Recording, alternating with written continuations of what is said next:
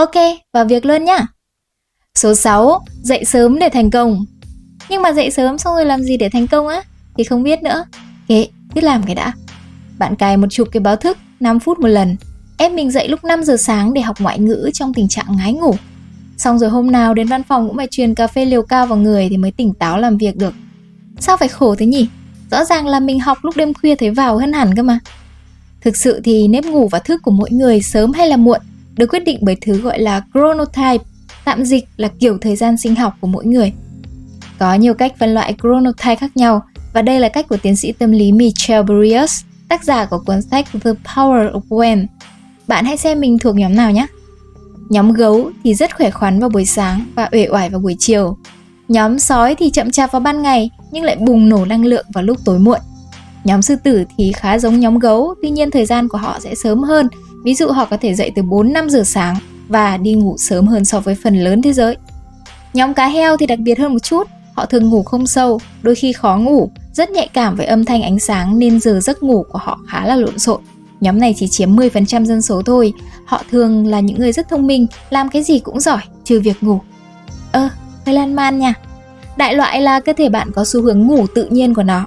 Và nếu liên tục đi ngược lại với xu hướng này thì bạn sẽ gần như rơi vào tình trạng lệch múi giờ xã hội, được gọi là hội chứng social jet lag. Bạn lúc nào cũng sẽ mệt phờ như vừa mới bay từ Mỹ về Việt Nam vậy. Một số nghiên cứu cho thấy những người bị social jet lag thường có nguy cơ tăng cân, rối loạn chuyển hóa, tiểu đường, huyết áp cao và bệnh tim. Ngoài ra, việc thiếu ngủ, ngủ sai nhịp cũng có liên quan đến tình trạng giảm tập trung, rối loạn tâm trạng, rối loạn lo âu và trầm cảm nữa. Trên thực tế, mọi người sẽ làm việc hiệu quả nhất khi được ngủ, thức và sinh hoạt phù hợp với chronotype của mình. Thi thoảng du di một tiếng thì cơ thể còn có thể thích nghi được, chứ bắt một người thuộc nhóm người sói mà đi ngủ từ 9 giờ tối và thức dậy vào 5 giờ sáng thì quả là cực hình đúng không? Bạn thuộc chronotype nào thế? Bình luận cho Dĩ biết với nha. Số 5. Thảm họa nước súc miệng. Các loại nước súc miệng được quảng cáo là giúp tiêu diệt tới 99,9% vi khuẩn. Wow, tuyệt vời! Nhưng mà khoang miệng của bạn chứa tới hơn 700 loài vi khuẩn, và phần lớn trong số đó lại là vi khuẩn có lợi, giúp tiêu hóa tốt, giúp bảo vệ răng và chống hôi miệng. Hãy tưởng tượng miệng bạn giống như một thành phố với đa số là công dân tốt.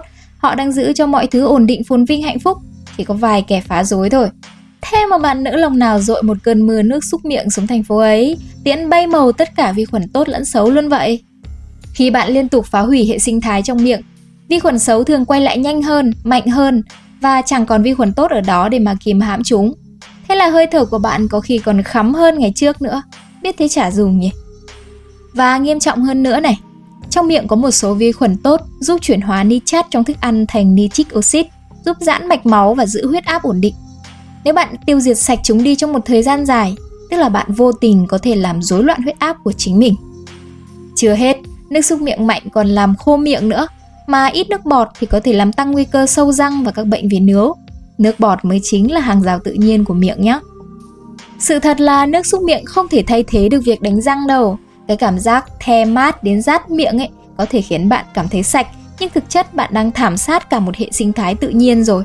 Miệng bạn không phải là cái phòng mổ đâu mà cần vô trùng nhá. Số 4. Phòng ngủ quá ấm áp. Bạn có một căn phòng ngủ siêu ấm cúng với một vòng tay dịu dàng sẵn sàng chịu tê để ôm ấp bạn suốt cả đêm. Ngỡ là chốn lý tưởng để ngủ ngon đấy, nhưng mà thực ra lại đang phá hủy giấc ngủ của bạn. Để chìm vào giấc ngủ sâu và duy trì nó thì thân nhiệt cốt lõi của cơ thể phải giảm khoảng 1-2 độ C. Đây là tín hiệu sinh học quan trọng để báo với não của bạn rằng ê, đến giờ rồi đây, mày tắt máy đi rồi tiến vào trạng thái sửa chữa và phục hồi ngay cho tao. Nhưng mà nếu như phòng ngủ quá ấm thì cơ thể khác nào đang cố hạ nhiệt trong một phòng xông hơi chứ. Suốt đêm nó phải chiến đấu với nhiệt độ của môi trường, mãi không hạ nhiệt được. Trong một căn phòng ngủ quá ấm thì bạn không chỉ khó ngủ hơn mà chất lượng giấc ngủ cũng kém hơn. Cụ thể là thời lượng của giấc ngủ phục hồi và giấc ngủ REM là giấc ngủ vốn cực kỳ quan trọng cho trí nhớ, học tập và cân bằng cảm xúc sẽ bị giảm đi. Thế là bạn thức dậy trông mệt mỏi, cáu gắt, ngủ mà như không ngủ vậy. Thế thì ngủ trong nhiệt độ phòng bao nhiêu là lý tưởng? Các chuyên gia bên Tây thì khuyên rằng nhiệt độ lý tưởng để ngủ ngon là khoảng 15-19 độ C. Nhưng mà Dị thấy nhiệt độ này có vẻ hơi băng giá quá so với người Việt Nam thân hình nhỏ bé và khí hậu nóng ẩm nhỉ. Còn các chuyên gia Việt Nam thì khuyên từa lưa hết, mỗi người một ý, khoảng 70-27 độ C gì đó. Nên Dị thật sự không biết phải đưa con số nào các bạn ạ. Chắc là tùy theo sở thích, độ tuổi, giới tính của mỗi người nó cũng khác nhau ấy. Nên là thôi, mọi người tự lựa nhiệt độ phù hợp nhá. Số 3. Luôn online. Bạn mở mắt ra chưa kịp ngồi dậy đã với ngay lấy cái điện thoại. Trước khi đi ngủ cũng ôm nó như ôm gấu bông. Cái điện thoại chẳng khác nào người yêu cũ nhắn tin lúc 12 giờ đêm. Chỉ khác cái là tin nhắn đó đến từ sếp, hỏi về báo cáo mà bạn còn chưa kịp làm. Vấn đề là não của bạn vốn không được thiết kế để chịu đựng những cơn bão thông báo tinh tinh tinh suốt cả ngày. Mỗi lần có chuông thông báo, não của bạn lại bơm ra một tí dopamine, một hóa chất khiến bạn nghiện cái cảm giác có tin tức mới. Nguy hiểm ở chỗ là chỉ cần điện thoại ở ngay cạnh, kể cả bạn có tắt nguồn hay là lật úp nó xuống, thì nó cũng làm cho não của bạn hoạt động kém đi, khả năng tập trung và xử lý thông tin kém hơn. Một phần não của bạn sẽ phải trông chừng để không cầm điện thoại lên, nên năng lượng dành cho công việc thật sự bị giảm. Hiện tượng này được gọi là brain drain trong một nghiên cứu của phó giáo sư Adrian Wachter và các cộng sự ở trường đại học Texas. Và bạn từng gặp hiện tượng điện thoại rung ảo bao giờ chưa? Tức là có cảm giác điện thoại đang rung, nhưng mà khi rút ra thì chẳng có cái gì cả.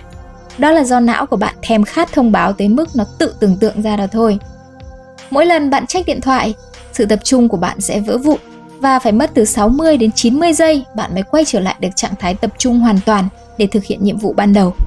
Bạn tưởng rằng mình đang đa nhiệm, nhưng mà thực ra chỉ là chuyển nhiệm liên tục một cách kém hiệu quả, mệt mỏi và dễ sai sót mà thôi. Số 2. Chờ đợi một bản kế hoạch hoàn hảo. Bạn có thể dành cả tuần để vẽ ra một bảng kế hoạch đầy màu sắc với lịch tập gym, lịch học ngoại ngữ chi tiết tới từng giờ. Nhìn thì như sắp thành người siêu năng suất đến nơi rồi, nhưng mà rất có thể chính nó đang giữ bạn dậm chân tại chỗ đấy. Có một khái niệm được thừa nhận trong tâm lý học và quản trị gọi là analysis paralysis, tạm dịch có nghĩa là tê liệt phân tích.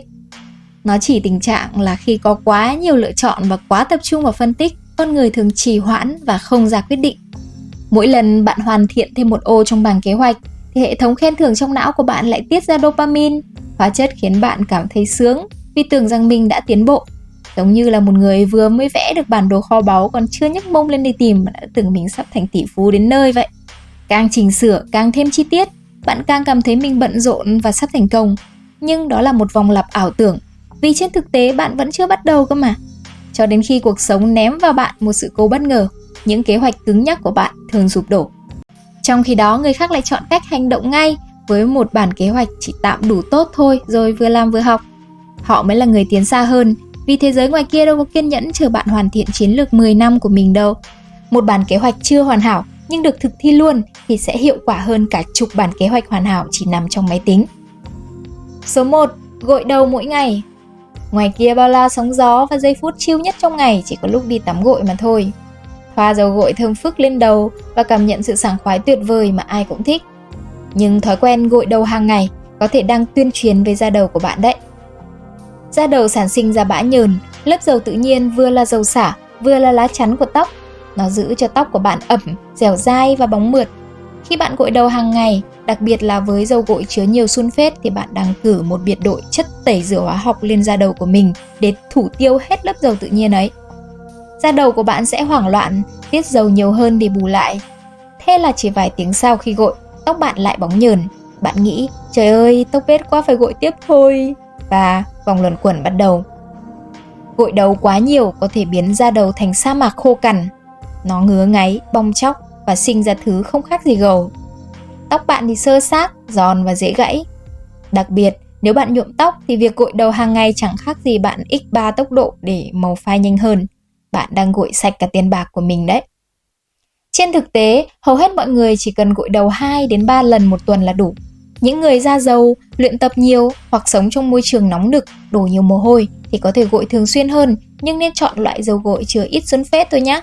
Cái cảm giác sạch bong kin kít thực ra có thể là tiếng mái tóc của bạn đang gầm gào để yên cho em một ngày đi đấy. Và thế là hết rồi. Các thông tin trong video này được tổng hợp từ nhiều nguồn. Bản thân Dị thì không phải là một chuyên gia hay là nhà nghiên cứu đâu, chỉ là một người yêu thích sưu tầm những thông tin thú vị thôi, nên rất có thể một số thông tin sẽ còn có luận điểm trái chiều mà Dị chưa biết đến. Nếu có thì mọi người hãy bình luận để giúp Dị hoàn thiện hơn nhá. Cảm ơn mọi người rất là nhiều. Đừng quên cho Dị một lượt thích, chia sẻ, bình luận và đăng ký kênh Cái Này Dị Vãi để xem thêm các video tiếp theo nha. Xin chào, bye bye.